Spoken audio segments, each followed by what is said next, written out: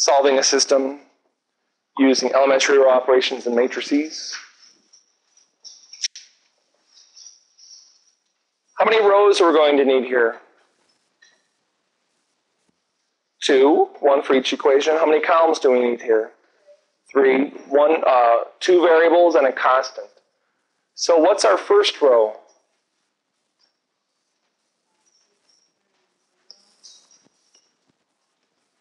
And our second row? Good. Now off to the side here, I'm just going to write the goal. Remember on the goal, we want 1s on the diagonal, 0s everywhere else.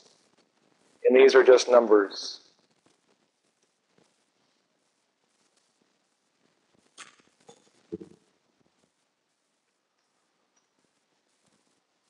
Again, previously we did this one using the elimination method in 2.1. I hate when it hiccups like that, but that's okay. Steps will be similar, but not exact between the two methods. So remember, the guideline was you want to work 1 column at a time, make your 1 and make your 0. So starting that first column, which is 6, 5, where the 6 is at, we need a 1. Where the 5 is at, we need a 0. Remember, you have 3 elementary row operations. The first one, you can switch both rows. I'll write this down here. You can switch rows. You can multiply a row by a non-zero number.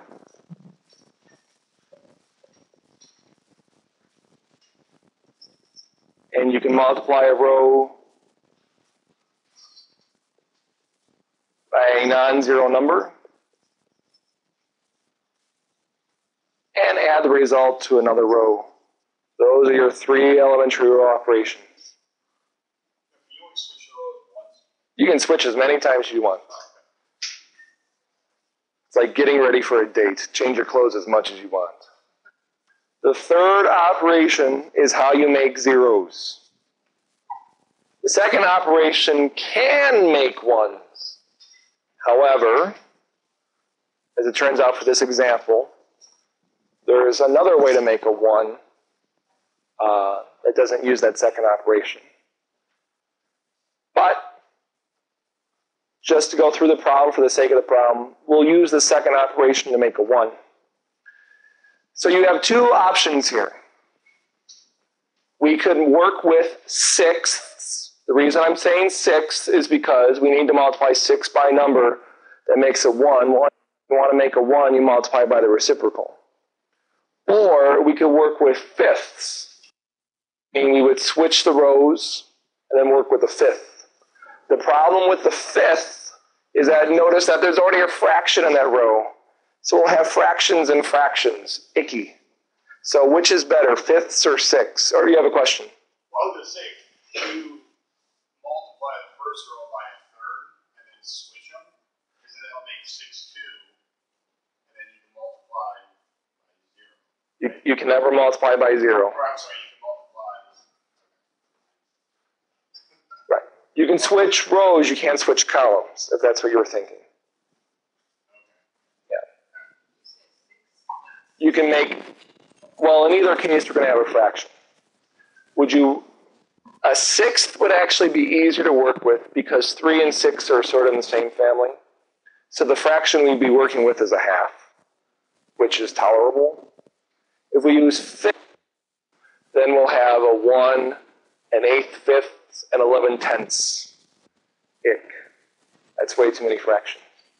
So I'm going to suggest we multiply the first row by a sixth. Again, we're using the second row operation, which can make 1. The reason we're doing this is so we get a 1 in the top left entry of the matrix.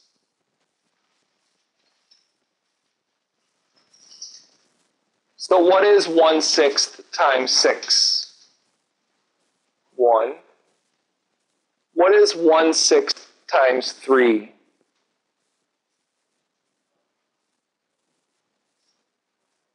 One half, 3/6, 1/2.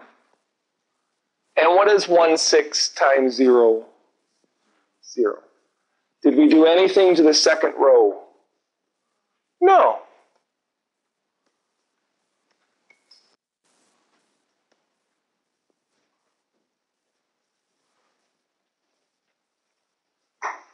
Jessica? No, 1/6. 1/6. Yeah.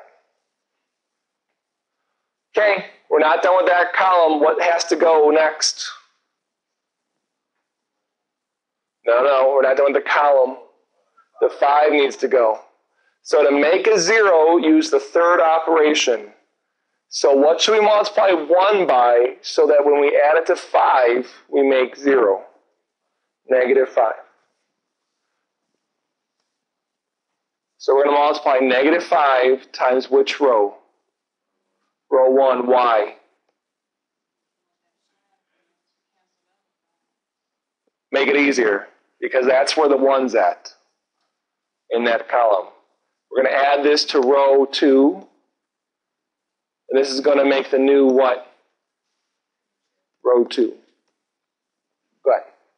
Off to the side, let's write down what -5 times first row looks like. So 1 times -5, 1/2 times -5, -5/2. Decimals are hard to work with matrices. 0 times -5, class? 0, 2 people. That's okay. You're going to take those numbers in black and add them to the corresponding numbers in the second row. So 5 and -5, 0. 8 plus -5/2, 11/2. How convenient. 11/2 plus 0, 11/2. And then right back in the old first row. Okay. We are done with the first column. Booyah, grandma. Now we move on to the second column. Make the 1 and then make the 0. So where this 11/2 is at, we need a 1. We sort of painted ourselves into a corner. We can't do anything special here. We're going to have to multiply by the reciprocal using the second operation. So 11/2 times what is 1? 2 11ths. 2 11ths. Row 2 makes the new row 2.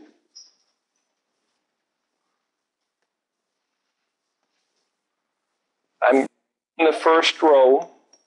It's a good practice, in my opinion, to write in the row that doesn't change. It's less to worry about.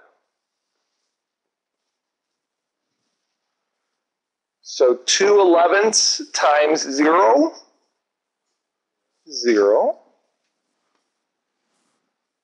2 11ths times 11/2, 1. And notice we have another 2 11ths times 11/2.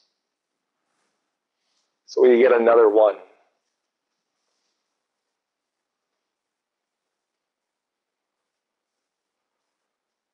So we're almost done.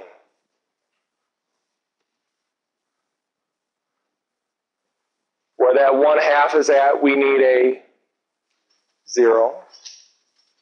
So to make a 0, let's use that third operation. What should we multiply 1 by? So when we add it to 1/2, we get 0. Sorry? -1/2. So tell me the operation, please.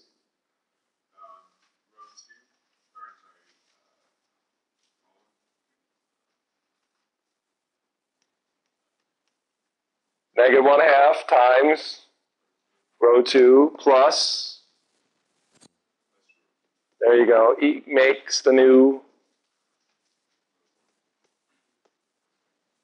awesome.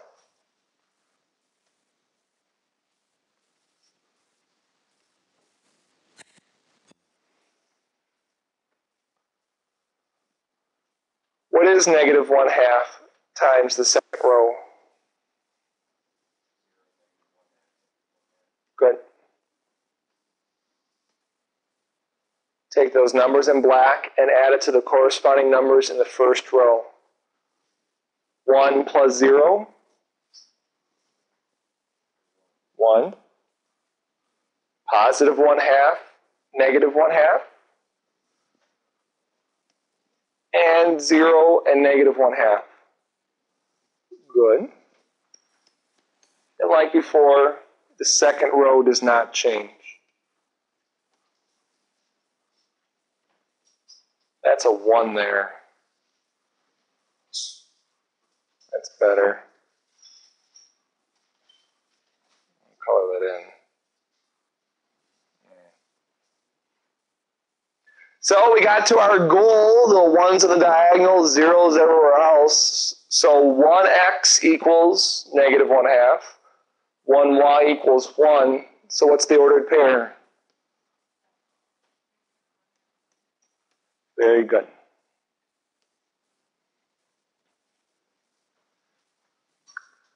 We're going to do another one, because I know everyone is jumping out of their seats because this was awesome. Woo! Good thing the gravity is high enough in this room to keep everyone right where they need to be. Let's talk a little theory. The reason I advise you guys to make your 1 first and then your 0 is because if you tried to make your 0 first, it'd be a lot harder. Let's look right here. You would have to ask yourself, 11/2 times what? Plus 1/2 makes 0. Oh! If you know that, congratulations. I don't know that really quickly. But if you make your 1 first, then you just basically add the negative of the number you're trying to make a 0. So that's why I say make your 1 first before you make a 0. You don't always have to, but I find it a lot easier. That's comment number 1. Comment number 2, you want to try to avoid fractions if you can. We could have actually avoided the 1/6 and did not need the second operation. We could have used the third operation to make a 1. Does anyone see how we could have used the third operation from the beginning to make a 1 right where that 6 is at? There you go. If we multiply the second row by negative 1, that would have made that a negative 5.